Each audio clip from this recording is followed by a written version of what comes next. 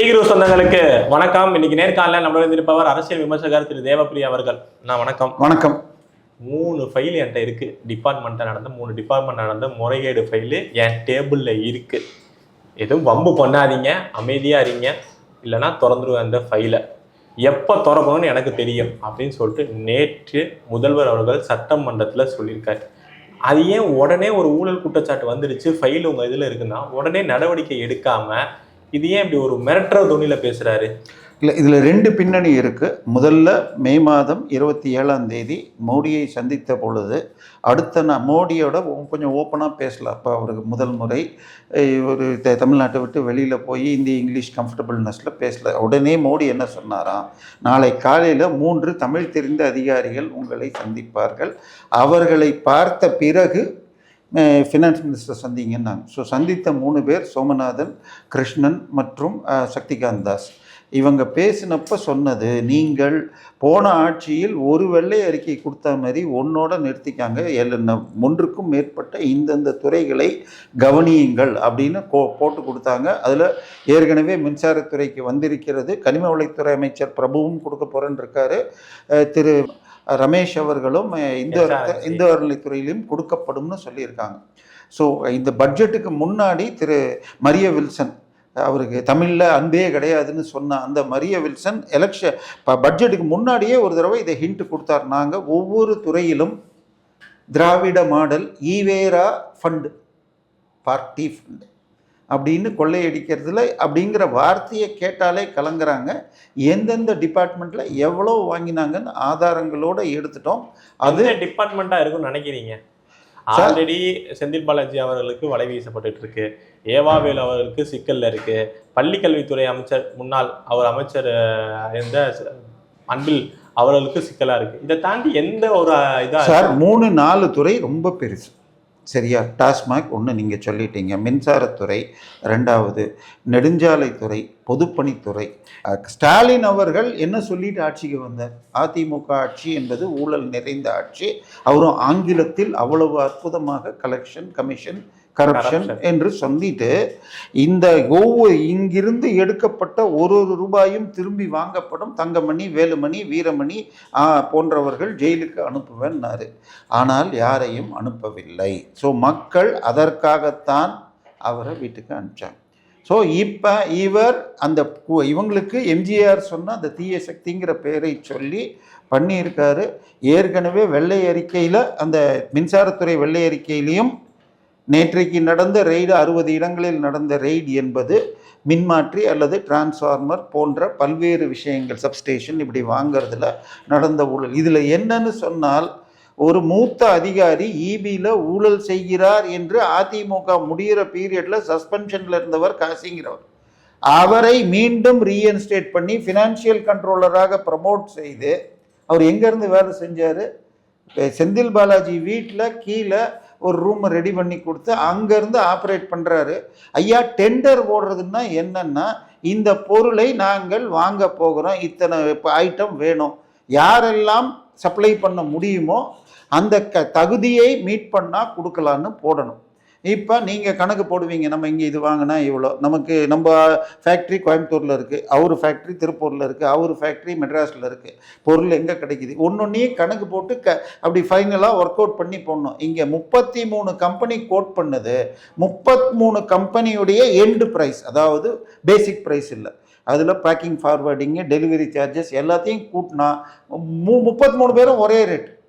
அது கனவுல கூட கிடைக்காது. ஒன்றும் இல்லை, இந்த பேனா நம்ம ஸ்டுடியோவுக்கு வர்றவங்களுக்கு எல்லாம் கொடுக்கலாம் அப்படின்னு நீங்கள் ஒரு மாதத்துக்கு, ஒரு நாளைக்கு 3, 30 நாளைக்கு 90, சமயத்தில் 2 பேர் கூட வருவாங்க வர்றப்ப. ஸோ 100 தேவைன்னு வாங்கணும்னு கேட்டிங்கன்னா பக்கத்தில் இருக்கிற கடையில் ஒரு பேனா 4 ரூபாம்மா. கொஞ்சம் சார் ஒரு 50 வேணும், 50 இருக்கா தம்பி, 25, 3.25 ரூபா தருவோம். சரி, பாண்டி பசாரில் போய் கேட்டால் 3 ரூபா, பாரிஸில் போனால் 3.25 ரூபா. இப்படி ஒரு இடத்துல ஒரு ரேட்டுங்கிறப்ப கோடிகளில் வாங்கும் பொழுது எல்லா கம்பெனியும் குறைச்சி போடுவாங்க. இவங்க குறைச்சி ஓகே, ஒரே ரேட்டு போட்டாலும் பரவாயில்ல, அவங்க வாங்கியிருக்காங்க டெண்டர், கோட் பண்ணது எல்லாரும் 13,30,000 ரூபாய், வாங்கினது 12,80,000 ரூபாய். ஆனால் அதே டிரான்ஸ்ஃபார்மரை ராஜஸ்தானில் இவங்க வாங்கின மாதத்துக்கு முந்தைய மாதம் வாங்கியிருக்காங்க 7,40,000 ரூபா. 7,50,000 லட்ச ரூபா பொருளை 13 லட்ச ரூபாய்க்கு வாங்குறதுக்கு டெண்டரு, ஆஃப்டர் டெண்டர் நெகோசியேஷனு எல்லாம் பண்ணியிருக்காங்க. ஸோ இது உடனே இதுக்கு வேறு செந்தில் பாலாஜி அங்கே ராஜஸ்தான் ஸ்பெசிஃபிகேஷன் தெரியுமா? அங்கே 3 வருஷம் கேரண்டி, இங்கே 5 வருஷம் கேரண்டி. அவங்க 10 வருஷத்தில் மாற்றுறாங்க, நாங்கள் 25 வருஷத்தில் மாற்றுறோம். ஏன்னா இதெல்லாம் யாரும் போய் செக் பண்ண முடியாதுன்னு அடித்து விட்றாரு. அவங்க கொடுத்த ஸ்பெசிஃபிகேஷனை உடனே இது ட்ரை டைப்பு அந்த டைப்புன்னா அந்த ஸ்பெசிஃபிகேஷனில் அது இல்லைன்னு அரப்போர் ஜெயராமன் காட்டிட்டார். ஸோ இதை தொடர்ந்து நேற்றைக்கு ரெய்டு நடந்திருக்கு. இதில் அவருடைய முழுக்க திரு செந்தில் பாலாஜி அவர்கள் மேல ஒரு குறிதானா? ஐயா, டார்கெட் அதாவது ஆகஸ்ட் மாதம் அண்ணாதுரை என்ன சொல்லி வந்தார்? 3 படி நிச்சய லட்சியம் 2 நிச்சயம்னாரு.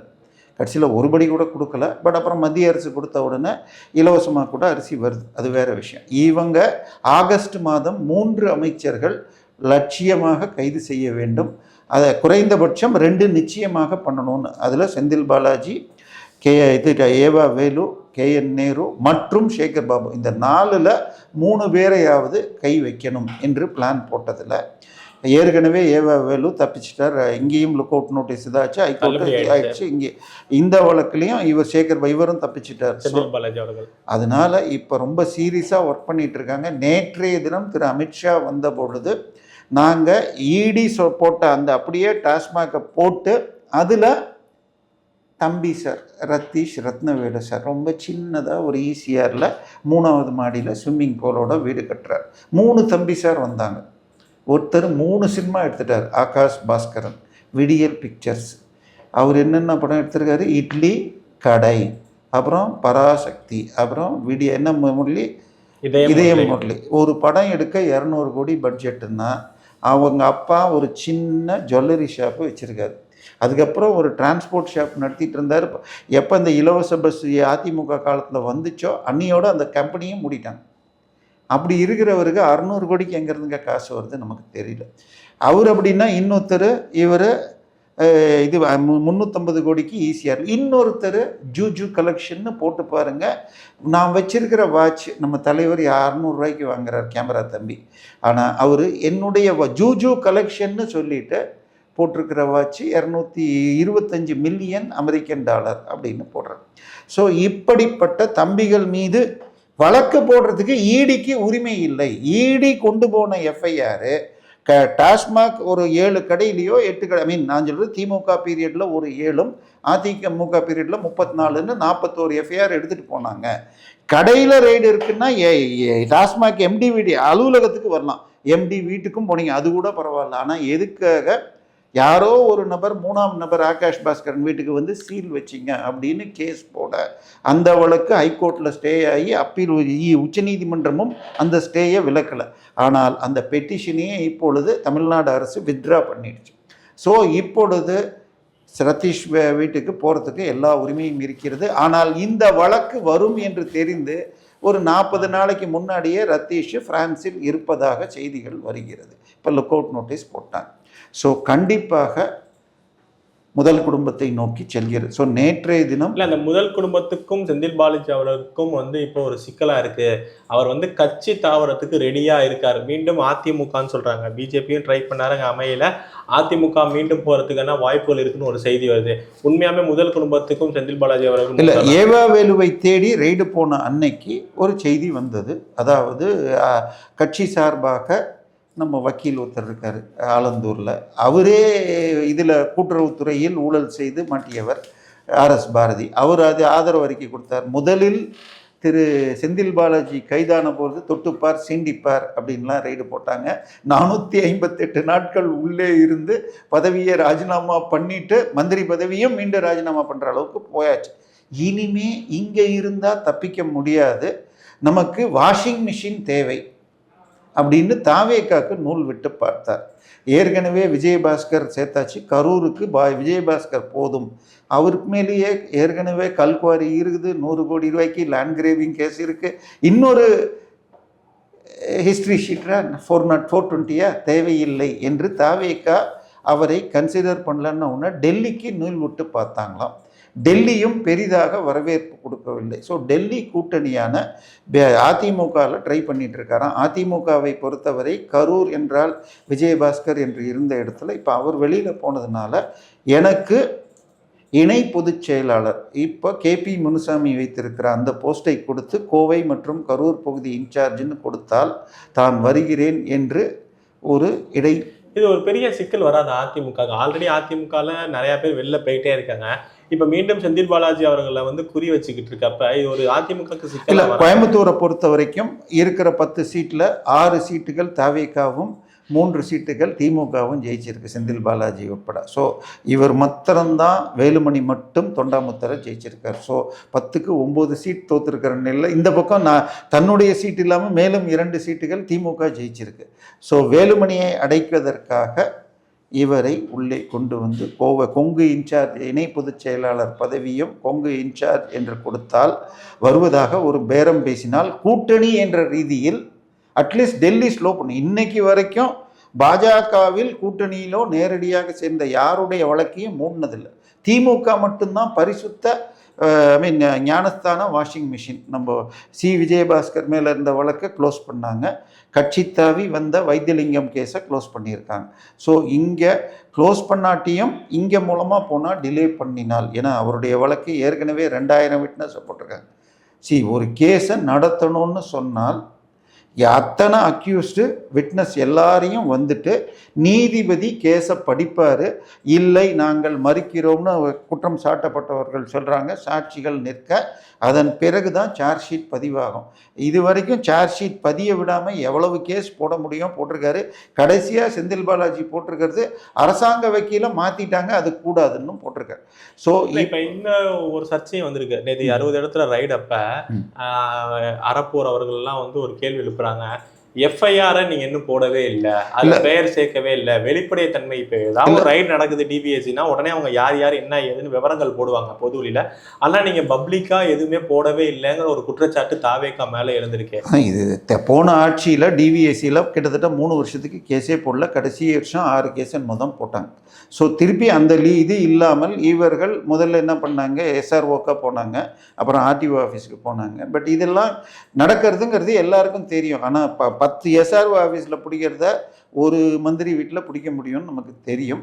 ஸோ இதில் கார்த்தின்னு ஒருத்தர் ரொம்ப ஃபேமஸானவர், அவருக்கும் அந்த இதுக்குள்ளேயும் தொடர்பு இருக்குன்றாங்க. அதுக்கு பேர் என்ன சொல்கிறது, இப்போ இந்த மாற்றம் குதிரை பேர வழக்குலையும். ஸோ அந்த குதிரை பேர வழக்கில் இது தொடரக்கூடாதுன்னு ஸ்டே வாங்கினதுனால இதன் மூலமாக மீண்டும் அந்த கார்த்தியையும் பிடிக்கணும், காசியும் பிடிக்கணும்னு பிளான் பண்ணுறாங்க. கண்டிப்பாக ஏதோ ஒரு பெரிய திட்டம் இருக்கிறது. நேற்றைய தினம், அதாவது 2 நாள் முன்னாடி துணை ஜனாதிபதி வந்து இதில் தங்கியிருந்த பொழுது சந்திக்கவில்லை. அது ஒரு பெரிய மரபு மீறல். அதாவது ஜனாதிபதி, துணை ஜனாதிபதி, பிரதமர், தமிழர் வேற இல்லை வந்தால் சந்திக்க வேண்டும். அப்படி இருக்கிறப்ப சாதாரணமாக விஜய் 5 மணிக்கு அலுவலகத்தை விட்டால் மறுநாள் காலை வரை தென்பட மாட்டார். வெள்ளிக்கிழமை சாயந்தரம் 5லிருந்து திங்கட்கிழமை கண்ணில் பட மாட்டார். ஆனால் நேற்றுக்கு ராத்திரி 9 மணிக்கு மேலே திரு அமித்ஷாவை சந்தித்திருக்கிறார்.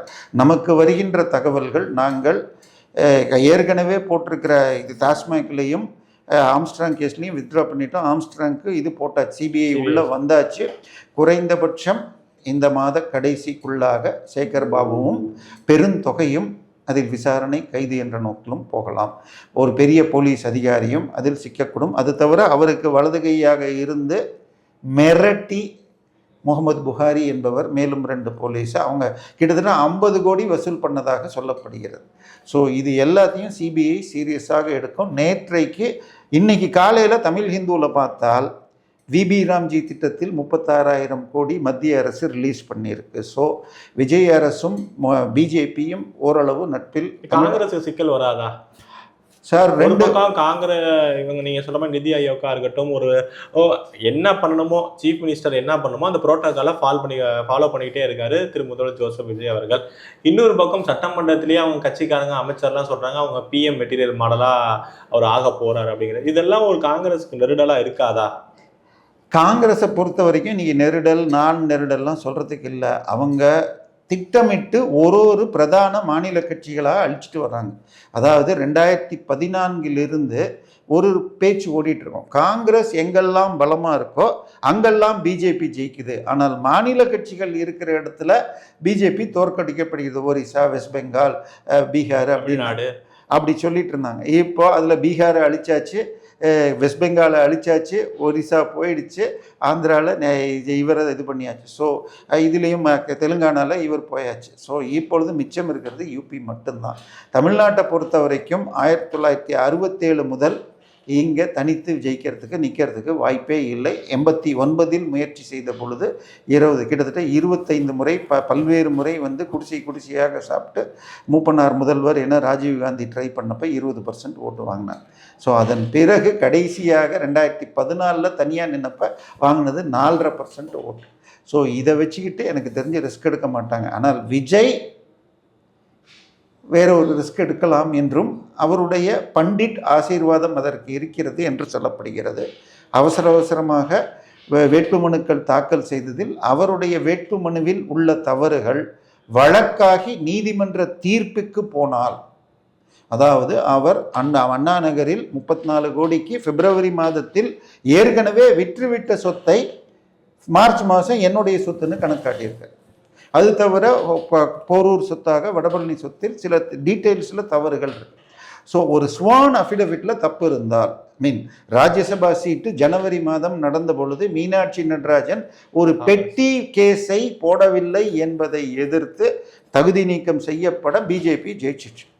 ஸோ இது ஒரு 35 கோடி ரூபாய் சொத்தையே விற்ற சொத்தை தன் சொத்து என்று காட்டியிருக்கிறார். அது தவிர மற்ற விஷயங்கள் ஒரு 7-8 பாயிண்ட் இருக்கு. நான் 3 தான் சொல்லியிருக்கேன். இது மாதிரி நிறைய இருக்குல்ல. இப்ப ஸ்டாலின் அவர்கள்ட்ட காசே இல்ல, கார் இல்ல, 10,000 தான் இருக்குங்கிறாரு. சார், அந்த செலவுக்கு கணக்கு காட்டிட்டா போதும். எனக்கு ரெட் ஜெயிண்டோ வேற ஏதோ கணக்கு கொடுக்குதுன்னா ரைட். பட் இவருடைய திரு சி ஜோசப் விஜய் பெயரில் இருந்த சொத்தை லிவிங் ஐசக் லிவிங்ஸ்டன் என்ற சத்தியம் டிவி ஓனருக்கு பிப்ரவரி மாதம் விற்றதாக இசி காட்டுகிறது.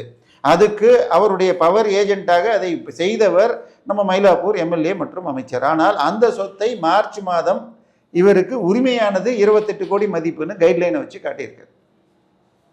ஸோ இது வழக்காக போனால் அவருடைய அஃபிடவிட் தப்பு என்று ஏற்றுக்கொண்டால் 6 வருடம் நிற்க முடியாமல் போகலாம். ஸோ விஜய் அவர்கள் தமிழக அரசியலிலிருந்து ஒதுங்கி அகில இந்திய அரசியலுக்கு சென்றும் நம்ம சுதந்திர தினத்தன்று அவர் கொடியேற்றிய பொழுது ஒரு வணக்கம் கொடிக்கு மட்டுமல்லாமல் மன்மத வணக்கமாக வைத்தார் என்று சொல்லப்படுகிறது. மேடம் அவர்கள் அதற்கு பதிலாக வரலாம். இடைத்தேர்தல் அறிவிக்கும் ஒரு 2 நாள் முன்பாக, அதாவது முந்தா நேத்தைக்கு ஹைகோர்ட்டில் வழக்கு வந்த பொழுது 25 பேர் கொறடா உத்தரவை மீறி ஓட்டு போட்டாங்க. 4 பேர் மட்டும்தான் தகுதி நீக்கம், மீதி 21 பேருக்கு மன்னிப்பு கொடுத்தது செல்லாது. எந்த நிமிடம் அவர்கள் கொறடா உத்தரவை மீறினார்களோ அந்த நிமிடமே இந்திய அரசியல் சாசனப்படி தகுதி நீக்கமாகணும் அப்படின்னு ஒருத்தர் வழக்கு போட்டப்ப இல்லை, அவங்க கட்சி சார்பாக ஜெயிச்சவங்க கட்சிக்கு மன்னிக்க உரிமை இருக்குன்னு ஹைகோர்ட் சொல்லியிருக்கு. பட் இப்போ ஜட்மெண்ட் ரிசர்வ்டு நிலை. அந்த ஜட்மெண்ட் வந்து விட்டால் அடுத்த 1 வாரத்திற்குள், அதுக்கு அப்பீலுக்கும் போகலன்னா இடைத்தேர்தல் விரைவில் அறிவிக்கப்படும். ஸோ இப்போ அந்த 4 பேர் மட்டும் தகுதி நீக்கம் என்ற நிலை வந்தால், அதுவும் அந்த தீர்ப்பில் 4 பேர் தகுதி நீக்கம் வருமா இல்லை, இவங்களை பொறுத்த வரைக்கும் 6 பேரையும் ஏற்றுக்கொண்டார்னு சொல்கிறாங்க. ஸோ அந்த 4 பேர் தகுதி நீக்கம்னா விஜயபாஸ்கர் ஸ்கொயர், ஒருவர் சுகாதாரத்துறையில் ஊழல் செய்தார், இன்னொருவர் கல்குவாரி நடத்தினார், 100 கோடிக்கு இது பண்ணார்னு வந்திருக்கு. அவங்க 2 பேருக்கும் சீட்டும் அமைச்சரும் உறுதியாகிறது. மேலும் 8 பேரை விஜய் சார்பாக இழுப்பதாக 4 அதிமுக, திமுக ஒரு எம்எல்ஏவே சொல்லியிருக்கார் சட்டமன்றத்தில்.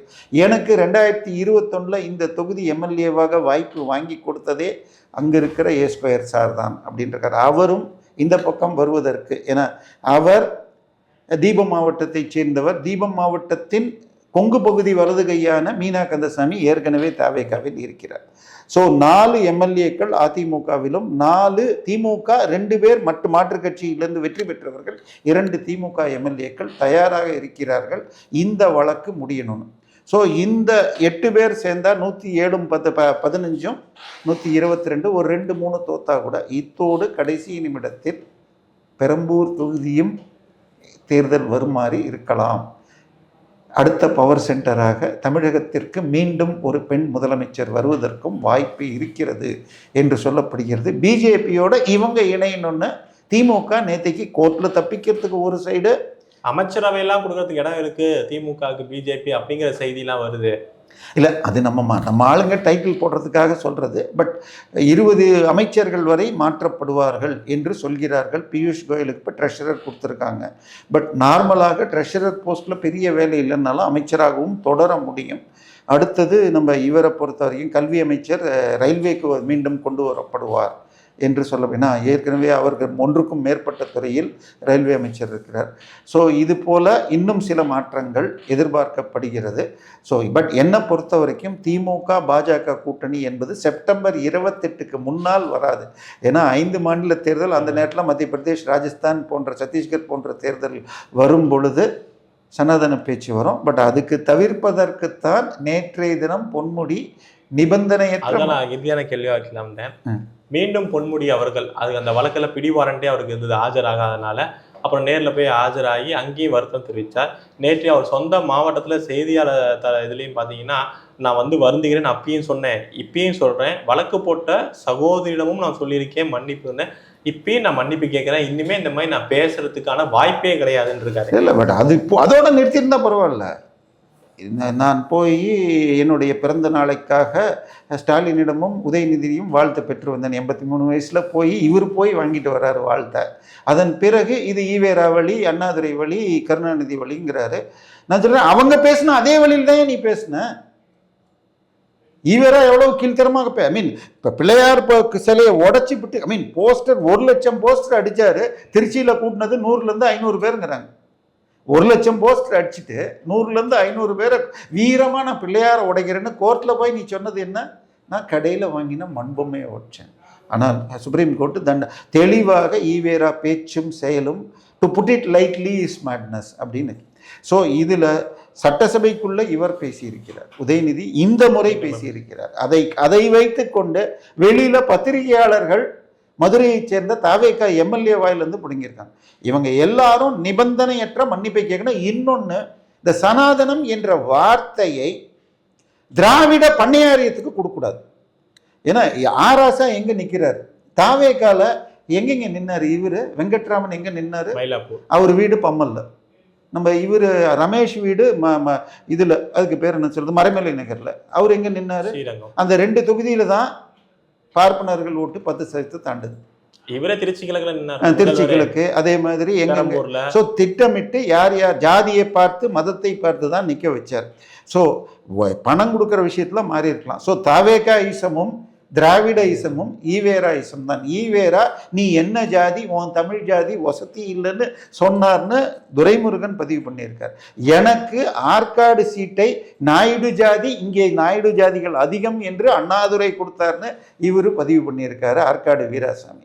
நீ என்ன பட்டியல் ஜாதியினர் பொது தொகுதிக்கு ஆசைப்படக்கூடாது என கருணாநிதி சொன்னதாக சொல்லியிருக்காரு. திரு ஜோசப் விஜய் அவர்களை யூதாஸ் காரியோத்து என்று சொன்ன வன்னியரசு சொல்லியிருக்கிறார். அச்சா, இவர் துரைமுருகன் மகனை ஸ்டாலின் கேட்டாரா நீ என்ன ஜாதின்னு. ஸோ இவங்க இந்த ஜாதி கேட்பதுக்கு பேர் திராவிட மாடல், இதுக்கு பேர் சனாதனம் இல்லை. ஸோ சனாதன பல பேர் இதில் சனாதனம்னா ஜாதி பார்ப்பதுன்னு பல பத்திரிகையாளர்கள் இது திட்டமிட்டு பைபிளியம் செய்யும் வேலை. ஏன்னா பைபிளில் தான் இயேசு பிறப்பால் யூதர் அல்லாதவர்களை நாய்னு சொல்லியிருக்கார். நமக்கு அது என்ன கன்சிடன்ஸ் இது தேவையில்லை. இந்த வார்த்தையை இனிமேல் டிவி சேனலில் வந்தோ சனாதனத்தை இது திராவிட சனாதனம், இந்த அது அடுத்தது நீலச்சங்கி, பச்சைச்சங்கி, இதெல்லாம் என்ன வார்த்தை? ஸோ இவை எல்லாமே திட்டமிட்டு தமிழருடைய மெய்யியல், திருவள்ளுவர் போற்றிய சனாதன தர்மத்தை இழிவு செய்வதற்கும் சேர்த்து. என்னை பொறுத்த வரைக்கும் உமானந்தனை போனவரை ஹியரிங் வந்தப்போ பொன்முடியுடைய வழக்கறிஞர் அடுத்த ஹியரிங்க்கு உமானந்தன் வரணும்னு கேட்டிருக்காங்க. இப்போ 28ஆம் தேதி வருது, அதுக்கு முன்னாடியே க்ளோஸ் பண்ணுறதுக்கு இவர் ட்ரை பண்ணுறார். நான் சொல்கிறது எழுத்து வீடியோவில் சொன்னதில் நான் இனிமேல் ஈவேரா போலையோ கருணாநிதி போலையோ அண்ணாதுரை போலையோ ஸ்டாலின் போலையோ உதயநிதி போல அசிங்கமாக அப்படின்னு சொல்லணும். ஏன்னா அந்த வீடியோ, அந்த 5 நிமிஷம் வீடியோவில் இவங்க அத்தனை பேரையும் சொல்லியிருக்கு. இவங்க அத்தனை பேரும் பேசியிருக்காங்களா இல்லையா? கல்யாண மந்திரத்தை பற்றி ஸ்டாலின் பைத்தியக்காரத்தனமாக உளறி இருக்காரா இல்லையா? அதுக்கு அவருக்கு சம்ஸ்கிருதம் தெரியுமா? தமிழ் படிச்சு அர்த்தம் சொல்ல. அவங்க அப்பா எழுதின திருக்குறள்ல 300 குறளுக்கு பைத்தியக்கார அர்த்தம் எழுதியிருக்காரு. கொலை பண்ணியிருக்கார் திருவள்ளுவர். கொலைஞருங்கிற பட்டியல் இப்போ பேர் கரெக்டாக தான் இருக்கும். ஸோ தயவு செய்து நேற்றைய மன்னிப்பு ஒரு ஆரம்பம். பட் இதில் உதயநிதியும் கேட்க வேண்டும், இதற்கு மேல் இன்னொருத்தர் பேசக்கூடாது, இதை நிறுத்தணும். அவர் மட்டும் சொல்லியிருக்கார். அதுக்கப்புறம் என்னைக்கு ஓஷிக்கு மன்னிப்பு கேட்க போறாரு? நீ எஸ்சி தானேன்னு ஒரு பெண்ணை கேட்டதா இருக்கட்டும். அவர் மழை வெள்ளம் வந்த பொழுது சரியான நேரத்துக்கு வரலன்னு சேறு வீசப்பட்ட கிராமத்தை அப்புறம் பெண் போலீஸை வச்சு இன்னொரு தடவை ரெய்டு பண்ணி அடிச்சார். இந்த திமிரெல்லாம் இன்னைக்கும் போனோம். தன்னுடைய ஊர்ல தோற்றது மட்டும் இல்லாமல் ரிஷிவந்தியத்தில் போய் பையனை நிற்க வச்சும் மக்கள் தோற்கடிக்கப்பட்டும் நேற்றைக்கும் பூசி தான் முழுகியிருக்கார். என்னை பொறுத்த வரைக்கும் முடிஞ்சால் உமானந்தன் அவர்கள் உதயநிதியும் இழுக்கணும். அவர் கொடுத்த அஃபிடவிட்டை எடுத்து பாருங்க. நாங்கள் ஈவேராவளி இதை எங்களுக்கு பேச உரிமை இருக்குன்னு அஃபிடவிட் கூட வில்சன் போட்ட அஃபிடவிட்ல இருக்கு. ஸோ இது ஆரம்ப விஜய். இன்னொன்று, ஹேட் ஸ்பீச் இருந்தால் கம்ப்ளைண்ட் இல்லைன்னாலே எஃப்ஐஆர் போடணும்னு சுப்ரீம் கோர்ட் சொல்லியிருக்கு. ஆனால் கம்ப்ளைண்ட் கொடுத்து எஃப்ஐஆர் போடாத ஸ்டாலின் பேர்ல என்ன பண்ணுவீங்க? கொடுத்த கம்ப்ளைண்ட்லாம் இதுல ஒன்றும் இல்லை, மூடுறான்னு எத்தனை தடவை இந்த பொன்முடி வழக்கெல்லாம் மூடி இருக்கு. அதுக்கு அந்த துறை அமைச்சராக இருந்தவருக்கு அவர் பேர்ல வழக்கு போடணும், என்ன பொறுத்து இல்லை மன்னிப்பு கேட்கணும். ஸோ இது தமிழருடைய மெய்யியலை எதிர்த்து தமிழர்கள் நம்பிக்கை. ஜாதிங்கிறது தப்புன்னா யார் சொல்றது? கத்திரிக்காய் வாங்கினாலே ஒன்று கோடு போட்ட மாதிரி இருக்கு, ஒன்று கலரா இருக்கு, ஒன்று பெருசா இருக்கு, ஒன்று பச்சையா இருக்கு, பல்வேறு விதமாக இது பண்றது.